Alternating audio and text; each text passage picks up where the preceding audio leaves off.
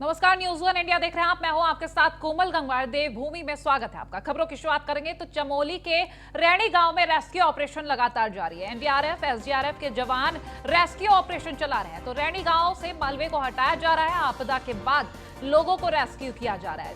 तो चमोली में आपदा आई, उसके बाद लगातार ये सर्च ऑपरेशन, रेस्क्यू ऑपरेशन जारी है। मलबे को हटाया जा रहा है। आपको बता दें, कई सौ लोग लापता हुए थे। जो जलजला आया था उसमें कई जिंदगियां बह गई थी और अब तक जो परिजन है वो आस लगाए बैठे हैं कि उनके घर का व्यक्ति अब तो मिल जाएगा। तो रेस्क्यू ऑपरेशन लगातार जारी है और इस आस में लोग भी वहां पर ये मौजूद हैं।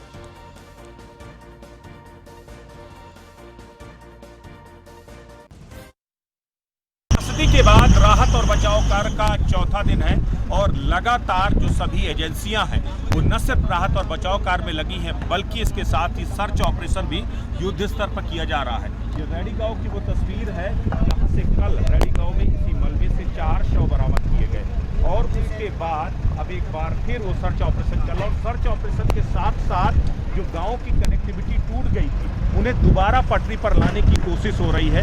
सबसे बड़ी बात यह है कि आप ये देखिए, बीआरओ यहाँ पर बाकायदा जो एक अस्थायी टेम्परेरी पुल बनाने की कोशिश कर रही है और इस पुल बनाने के यहाँ पर अस्थायी तौर पर पुल बना करके उन गांवों को दोबारा मुख्य मार्ग से जोड़ने की तैयारी है।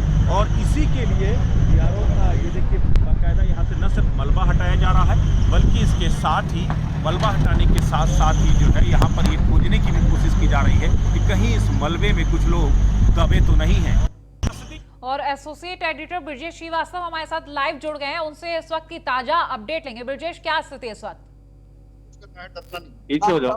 देखिए, सबसे बड़ी बात यह है कि अगर आपको यहाँ किसी भी तस्वीरों की बात करूं तो आप ये देखिए, सबसे बड़ी बात यह है कि यहाँ पर जिस तरीके से जो राहत और बचाव कार्य है वो तो अब यहाँ पर इसकी उम्मीदें तो चूंकि कम से कमतर होती जा रही है लगातार कि किसी तरीके से अब यहाँ पर कोई जीवित बचा होगा। लेकिन सबसे बड़ी बात यह है कि अब जिंदगी को दोबारा पटरी पर लाने की कोशिश की जा रही है। आप ये देखिए, ये जो ऋषिगंगा नदी पर ये जो पूरा पुल टूटा हुआ था, इस पुल टूटने की वजह से सभी गांव के संपर्क, यहाँ 1.5 दर्जन कम से कम गांव के उनके संपर्क। और सबसे बड़ी बात यह है कि अब एक तरफ यहाँ सड़क बनाने की बात हो रही है, वहीं दूसरी तरफ जो है यहाँ पर तलाशने की भी कोशिश हो रही है कि मलबे में लोग फंसे हो सकते हैं क्या। यहाँ पर कुछ लोग अपने परिजनों को ढूंढते हुए आए, थोड़ा सा नाराजगी भी उन लोगों को यहाँ पर इस बात को लेकर किस तरह से ऑपरेशन करना चाहिए नहीं चला। लेकिन क्या नाम है, कहाँ पे आए हैं? चमोली से आए। कौन है आपका भाई? है आपका क्या करता है? तो इसमें कैंटीन में काम करता है। तो वहाँ पर सबको जानकारी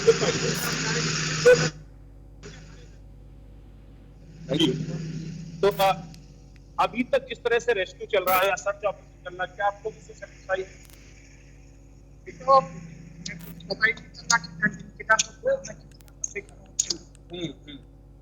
ये मालूम है कि तो मोबाइल में दिखा रहे हैं करके कि मतलब इधर को कैंटीन तो वहाँ पर तो अभी तक कोई पता नहीं लग पाया कितने लोग यहाँ पर थे लगभग। ये बता रहे कि हमारे 48 आदमी बता रहे क्या। देखिए, सबसे बड़ी बात यह है कि 48 लोगों की जानकारी मिले कि 48 लोग थे जो इस वक्त फंसे हुए थे वहां पर और जिस समय सैलाब आया और उनमें से किसी का भी कोई सुराग नहीं। सबसे बड़ी चीज ये है कि एक महत्वपूर्ण बात ये है इस तरीके से ये आपको ये पूरा ऑपरेशन चल रहा है। दरअसल ये सर्च ऑपरेशन चल रहा है। सर्च ऑपरेशन भी चलाया जा रहा है। कल इसी मलबे से 4 लोगों को बरामद किया और 4 शव बरामद किए गए थे और उसके बाद अब फिर से मलबा हटाने का काम चल रहा है। लेकिन सबसे बड़ी बात है कि मौसम में अचानक तेजी से बदलाव आ गया है। आप अगर इसके ठीक पीछे आप ऊपर देखिए, की प्रक्रिया चल रही है, आपको यहाँ पर दिख रहा होगा कुछ देर में मौसम एकदम बदल सकता है। और अगर मौसम में बदलाव होता है, बारिश की संभावना बन रही है कि बारिश भी हो सकती है और अगर ऐसा होता है तो निश्चित तौर पर न सिर्फ राहत बचाव कार्य में बड़े लेवल पर बाधा आएगी बल्कि इसके साथ ही जो सर्च ऑपरेशन चल रहा है वो भी बाधित होगा। ऐसे में मौसम का अनुकूल रहना बेहद जरूरी है, अन्यथा जो तमाम एजेंसियां हैं, जो रेस्क्यू एजेंसियां हैं, उनको रेस्क्यू करना बेहद मुश्किल होगा। साथ ही जो पुल बनाने का काम चल रहा है वो भी वो भी कहीं ना कहीं बाधित होगा। तो हर तरफ अगर देखा जाए तो कोशिशें तो बाकायदा चल रही है। यहाँ से ये पूरा रेडी गांव का इलाका, आप देखिए यहाँ पर पूरी तरीके से यहाँ मलबा था। और कल इसी मलबे से, कल इसी जगह से यहाँ से 2 शव बरामद हुए थे। उसके बाद आगे 2 शव और बरामद हुए। तो कुल मिलाकर इस मलबे से 4 शव बरामद हुए। लेकिन अभी भी अगर देखा जाए तो 40 से 45 लोग ऐसे हैं जो इसमें जो है लापता हैं। तो उनको तलाशने की भी कोशिश की जा रही है और वो तमाम कोशिशें हैं जो जारी है। ब्रजेश, अगर हम बात करें बीते कल जो टनल में फोन की घंटी बज रही थी, उसके बाद जो रेस्क्यू किया गया, वहां से क्या कुछ हाथ लगा है? इधर आ जाओ, ये मलबा हवा कर रही है, बारिश आ रही है। ब्रजेश, इधर आ जाओ, इधर आओ। मेरी आवाज मिल पा रही है आपको ब्रजेश? तो रैणी गांव में अभी ये रेस्क्यू ऑपरेशन जारी है। संपर्क फिर से ब्रजेश से साधेंगे हम, वहां की ताजा अपडेट लेंगे। लेकिन इस वक्त ये तस्वीरें वहां से आपको सीधा आपके स्क्रीन पर दिखा रहे हैं, एक्सक्लूसिव तस्वीरें आपकी टीवी स्क्रीन पर। युद्ध स्तर पर राहत बचाव कार्य जारी है। अभी भी 48 लोग बताए जा रहे हैं जिनका नामो निशान अभी तक नहीं पता चल पाया है। रेस्क्यू ऑपरेशन लगातार जारी है। ग्राउंड जीरो से ये साहसिक reporting Brajesh Shrivastava, associate editor, हम तक पल पल की अपडेट पहुंचा रहे हैं। और वो अपडेट इस वक्त आपकी टीवी स्क्रीन पर आप साफ देख सकते हैं एक्सक्लूसिव तस्वीरों के रूप में। तो परिजनों का यहाँ पर तांता लगा हुआ है। जो 48 के करीब लोग बताए जा रहे हैं जिनका नामो निशान नहीं मिल रहा, उनके घर वाले, आसपास के ये लोग यहाँ पर खड़े हुए, साफ नजर आ रहा है कि किस तरीके से ये युद्ध स्तर पर राहत बचाव कार्य किया जा रहा है। लेकिन जो प्रकृति की मार है उसके आगे ये लोग भी मजबूर हैं। आप कह रहे हैं कि नहीं है, कैसे कह दिया कि नहीं है? जिस दिन आपदा आई उसके बाद से यहाँ पर लोगों में एक भय का माहौल देखा जा रहा है। ये साहसिक रिपोर्टिंग जो की जा रही है एसोसिएट एडिटर ब्रजेश श्रीवास्तव की तरफ से, ये तस्वीरें वहां से सीधा आपकी स्क्रीन पर पहुंच रही।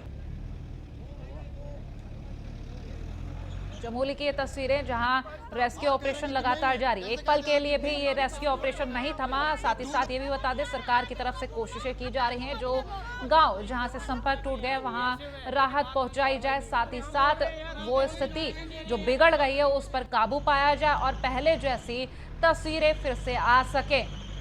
एक बार फिर से ब्रजेश श्रीवास्तव हमारे साथ लाइव जुड़ गए, उनसे जान रहे थे। ब्रजेश, आपसे जान रहे थे कि बीते कल जो टनल में फोन की घंटी सुनाई दे रही थी, वहां रेस्क्यू किया जा रहा था, उसके बाद से क्या कुछ हाथ लगा है? देखिए, सबसे बड़ी बात यह है कि कल से लगातार जो यहाँ के प्रोजेक्ट मैनेजर हैं वो लगातार अपने एम्प्लॉई जो थे वहां से उनसे संपर्क करने की कोशिश कर रहे हैं। एक फोन में लगातार घंटी भी बज रही है और उसके बाद जो वाटर टनल थी सर्च ऑपरेशन भी सेना ने चलाया था, लेकिन वहां पर कोई कामयाबी नहीं मिली। उसके बाद आज सुबह तक लगातार उस फोन पे घंटी बज रही थी, लेकिन ना तो किसी ने फोन पिक किया और ना ही एग्जैक्ट लोकेशन मिल पा रही है कि आखिर किस जगह से घंटी बज रही है। लेकिन इस पूरे आप देखिए, जहां पर ये पीछे आपको बीआरओ के जवान दिखाई दे रहे होंगे, वो बीआरओ के जवान जहां पर एक बेसमेंट था और उस बेसमेंट में उस वक्त ऋषि गंगा पावर प्रोजेक्ट के लगभग जो है 2 दर्जन से ज्यादा कर्मचारी उस वक्त उसी बेसमेंट में मौजूद थे।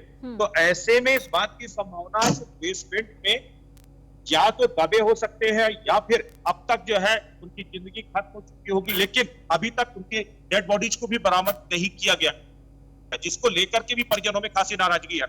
उन्हें लगता है कि जिस तरीके से सर्च ऑपरेशन चलना चाहिए उस तरीके से सर्च ऑपरेशन नहीं चल रहा है और यही वजह है कि अभी तक जो शवों को बरामद करने में, कल महज यहाँ से 4 शव बरामद किए गए थे, आज सुबह से कोई भी शव यहाँ से बरामद नहीं किया जा सका। तो क्या वाकई में सर्च ऑपरेशन में कोई कमी आ रही है? नहीं, देखिए, सर्च ऑपरेशन में कोई कमी नहीं है। सबसे बड़ी बात यह है कि देखिए, पहले मलबा हटाना एक बड़ी प्राथमिकता है और जब मलबा हटेगा उसी के बाद आप वहां पर सर्च कर पाएंगे। तो कोशिशें लगातार ये जारी हैं कि मलबे को जेसीबी के जरिए, आप पीछे मेरे देख भी रहे होंगे कि मलबा यहां से हटाया जा रहा है, लगातार जेसीबी काम कर रही है। मलबे को हटा करके उस मलबे को खोजने का काम उसी के जरिए जा रहा है कि अगर वहां से जेसीबी के जरिए जब आप वहां से मलबा हटाएंगे तो अगर कोई बॉडी होगी, अगर कोई वहां पर कुछ होगा तो वो निकल के सामने आएगा। वो कोशिशें लगातार हो रही हैं। लेकिन सबसे बड़ी बात यह कि जिनके अपने अभी इस दुनिया में नहीं है या मिसिंग है, वो जाहिर सी बात है उनका सब्र जवाब दे रहा है। उनको लग रहा है 4 दिन हो गया और अभी तक उनकी डेड बॉडी तक नहीं मिल पा रही है, तो इस बात को लेकर के कुछ नाराजगी जरूर दिखाई दे रही है। लेकिन हकीकत ये है कि ओवरऑल अगर देखा जाए तो जो पूरा, चाहे सर्च ऑपरेशन की हम बात करें, चाहे जो है आपके अगर देखा जाए तो रेस्क्यू ऑपरेशन की बात करें, सभी को एनडीआरएफ, सेना, आईटीबीपी और एसडीआरएफ और बीआरओ के जवान मिलकर के पूरी मुस्तैदी के साथ उस पर जो है काम कर रहे हैं। लेकिन अभी बहुत सारी प्रॉब्लम्स है कि आपको उन जगह तक जहां जहां पर आइडेंटिफाई हो रहा है वहां तक मशीनों का पहुंचना एक बड़ी चुनौती है, क्योंकि वहां पर जेसीबी वहां पर पहुंच पाना फिलहाल मुश्किल है। तो ऐसे में एक तरफ से मलबा हटा करके रास्ता बनाया जा रहा है ताकि उस जगह तक स्पेसिफिक जहां जहां संभावना ज्यादा है लोग के फंसे होने की, वहां से जो है वहां से खुदाई की जा सके, वहां से मलबा हटाया जा सके, तभी पता चल पाएगा कि वहां पर कितने लोग थे या नहीं थे या कितने लोग हो सकते हैं। तो ये एक बड़ी चुनौती है और इसी लेकर ब्रजेश, उन गांव के बारे में भी जानने की कोशिश करेंगे जिनके संपर्क टूट गए थे। करीब 13 के आसपास जो गांव थे और 6 पुल टूटे थे, तो उनको लेकर कुछ अपडेट दें और किस तरीके से वहां तक राहत पहुंचाई गई है। देखिए, सबसे बड़ी बात है, मैं आपको पहले उन गांव की तस्वीर दिखा देता हूँ। आप ये सामने देखिए, ये सामने आपको ये जो गांव दिखाई दे रहे हैं, दरअसल ये सारे गांव ये वही गांव हैं जिनके संपर्क टूट चुके हैं पूरी तरह। और सामने आपको ये पुल दिखा रहा हूं, ये सबसे बड़ा पुल था जिसकी तस्वीरें बेहद ही भयावह थी। ये पुल देखिए, ये पूरी तरह, ये सामने आपको ऋषि गंगा नदी दिखाई दे रही है और ये सामने आपको पुल दिखाई दे रहा है जो पुल नेस्तनाबूद हो गया। अब सबसे बड़ी बात यह कि पुल टूटने की वजह से यहां से ऊपर देखिए, ऊपर भी आपको कई गांव दिखाई देंगे। तो सबसे बड़ी बात यह है कि ये जो तमाम गांव यहाँ पर राहत सामग्री तो बाकायदा सेना के हेलीकॉप्टर, प्राइवेट हेलीकॉप्टर के जरिए वहां पहुंचाई जा रही है। लेकिन अब इसके साथ दूसरे छोर में आप देखिए इस पुल बनाने का काम भी चल रहा है। देखिए बीआरओ तेजी के साथ, जहां पर आपको सड़क के उस पार आपको जेसीबी चलती दिखाई देगी, वहीं पर बीआरओ भी बाकायदा आपको वहां पर काम करते हुए दिखाई देंगे। तो सबसे बड़ी बात है पुलों को जोड़ने, अभी सेना यहां पर एक अस्थाई पुल बनाने जा रही है जिसके जरिए कम से कम आवागमन जो सामान्य हो जाए। तो वो एक कोशिश हो रही है कि पुलों के जरिए, क्योंकि आधे दर्जन पुल जो हैंगिंग पुल थे वो बह गए थे। अब यहाँ पर सेना बैली ब्रिज बना रही है। बैली ब्रिज के जरिए यहाँ से न सिर्फ वाहनों का आवागमन हो पाएगा बल्कि इसके साथ ही उन गांवों के साथ कनेक्टिविटी भी जुड़ पाएगी। वो भी कोशिश हो रही है। के लिए हम तक पहुंचाने के लिए जानकारी बहुत शुक्रिया। तो ये रेस्क्यू ऑपरेशन लगातार जारी है और अगली खबर की तरफ बढ़ेंगे तो चमोली आपदा का नया वीडियो सामने आया है। वीडियो में लोग जान बचाकर भागते नजर आ रहे हैं। वीडियो तपोवन पावर प्रोजेक्ट की है जहां चमोली हादसे की सबसे दर्दनाक तस्वीर नजर आ रही है। तबाही का सबसे खौफनाक ये वीडियो आपको इस वक्त स्क्रीन पर दिखा रहे हैं। वीडियो तपोवन पावर प्रोजेक्ट का है जहां चमोली हादसे की ये सबसे दर्दनाक तस्वीर आप देख सकते हैं। इस वीडियो में किस तरह से ये जलजला आता है और कई जिंदगियां अपने साथ बहा कर ले जाता है। इसको देखकर आप अंदाजा लगा सकते हैं कि क्या मंजर रहा होगा उस वक्त जब ये आपदा आई थी। इस त्रासदी में कई सौ जिंदगियां बह गई। बता दें कई लोग लापता और अभी भी रेस्क्यू ऑपरेशन जारी है। मलबा हटाया जा रहा है। रैणी गांव के पास जो मलबा इकट्ठा हुआ था उसे लगातार हटाया जा रहा है। लाल घेरे में आपको दिखा रहे हैं हम कैसे लोग भाग रहे हैं। ये छोटे छोटे लोग नजर आ रहे हैं, वो लोग भागते हुए अपनी जिंदगी बचाने की कोशिश कर रहे हैं, लेकिन जो जलजला आता है उन लोगों को बहा कर ले जाता है। देखिए वो लोग भाग रहे थे लेकिन ये जो पानी का तेज बहाव था उन जिंदगी को अपने साथ बहा कर ले गया।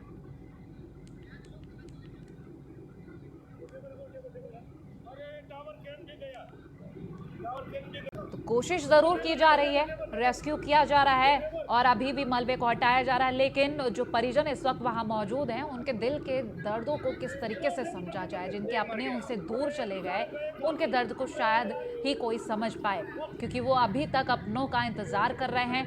रेस्क्यू ऑपरेशन जारी है और साथ ही उन लोगों की उम्मीद भी जारी है। उम्मीद कर रहे हैं वो कि कहीं से कुछ तो सुराग मिल जाए। बीते कल हमने आपको खबर दिखाई थी कि टनल में फोन की घंटी सुनने के बाद जवान उस टनल में एंट्री कर रहे थे, कोशिश कर रहे थे कि कोई मिल जाए, लेकिन अभी तक कोई अपडेट नहीं। तो सीएम त्रिवेंद्र सिंह रावत उत्तरकाशी पहुंचे। बता दें सीएम ने कई विकास योजनाओं का शिलान्यास किया है। सीएम ने चक्राता के हनोल पहुंचकर योजनाओं का शिलान्यास किया। वहीं सीएम ने चक्राता के त्यूनी पहुंचकर योजनाओं का लोकार्पण भी किया है। तो चक्राता के हनोल पहुंचकर योजनाओं का शिलान्यास किया सीएम त्रिवेंद्र सिंह रावत ने। साथ ही साथ आपको ये भी बता दें, उत्तरकाशी पहुंचे थे जहां कई विकास योजनाओं का शिलान्यास किया। विकास को लेकर सीएम त्रिवेंद्र सिंह रावत लगातार आगे बढ़ते हुए नजर आ रहे हैं।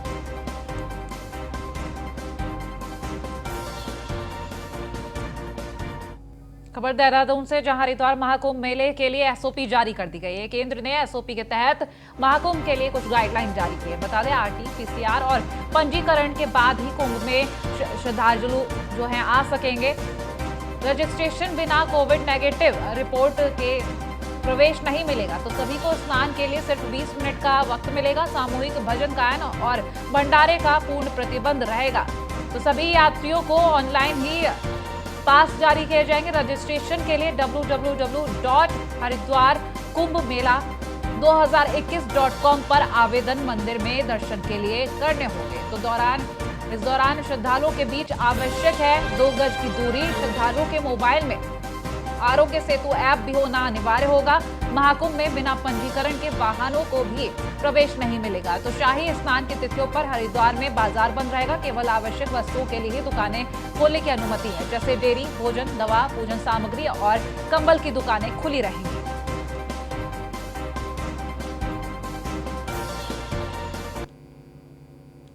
तो महाकुंभ को लेकर एसओपी जारी कर दिए गए हैं। बिना रजिस्ट्रेशन, बिना कोविड नेगेटिव रिपोर्ट के कोई भी एंट्री नहीं होगी।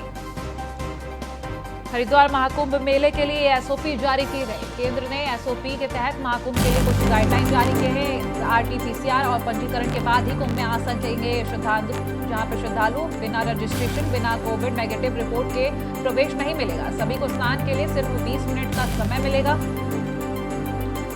सामूहिक भजन गायन और भंडारे पर प्रतिबंध रहेगा। सभी यात्रियों को ऑनलाइन ही पास जारी कर दिए जाएंगे। रजिस्ट्रेशन के लिए www.haridwarkumbhmela2021.com पर आवेदन करना होगा। इसी पर अधिक जानकारी के लिए फहीम तन्हा, रेजिडेंट एडिटर, हमारे साथ जुड़ गए। फहीम, आपसे पूरी जानकारी लेंगे। एसओपी जारी कर दी गई है, किस तरीके से आगे काम किया जा रहा है? देखिए, कुंभ को लेकर के स्तर पर एसओपी जारी, ये उसी को ध्यान में रखते हुए राज्य सरकार ने अपने स्तर से भी उसमें एसओपी जारी की है और कुछ जो बदलाव हो सकते तहत रहते हुए। तो इस तरीके से कहें तो मुख्य तौर पर जी तहत एसओपी में है कि जो रेलवे से यहाँ पे बस से जो भी श्रद्धालु आएंगे। ठीक है फहीम, बहुत शुक्रिया तमाम जानकारियों के लिए। तो सामूहिक भजन गायन पूरी तरह से प्रतिबंधित रहेगा। सभी यात्रियों को ऑनलाइन ही पास जारी किए जाएंगे। तो एसओपी जारी कर दी है केंद्र की तरफ से। तमाम गाइडलाइन, रजिस्ट्रेशन के लिए ये साइट है जिस पर आप लोग एंट्री करा सकते हैं। मंदिर में दर्शन के दौरान श्रद्धालुओं के बीच 2 गज की दूरी अनिवार्य होगी। श्रद्धालुओं के मोबाइल फोन में आरोग्य सेतु ऐप होना अनिवार्य है। तो बिना पंजीकरण के वाहनों को भी प्रवेश नहीं मिलेगा और 20 मिनट का ही वक्त दिया गया है कि एक श्रद्धालु 20 मिनट का वक्त अपने उपयोग में ले सकता है स्नान के लिए। केवल आवश्यक वस्तुओं के लिए ही दुकानें खुली रहेंगी।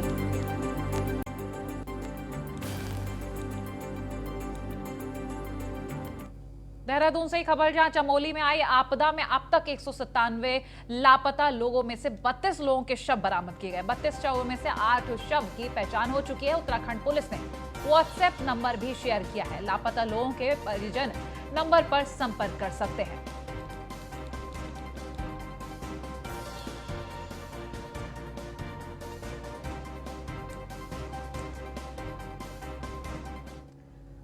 ऋषिकेश से खबर, जहां मुनि की रेती नगर पालिका के ढालवाला क्षेत्र में 32 करोड़ की लागत से पेयजल योजना का कार्य चल रहा है। मंत्री सुबोध उनियाल ने इस कार्य को लेकर एक समीक्षा बैठक की है, जिसमें उन्होंने लोगों को नियमित रूप से भरपूर जल मिलने का दावा किया। ये योजना वर्ल्ड बैंक की सहायता से चल रही है।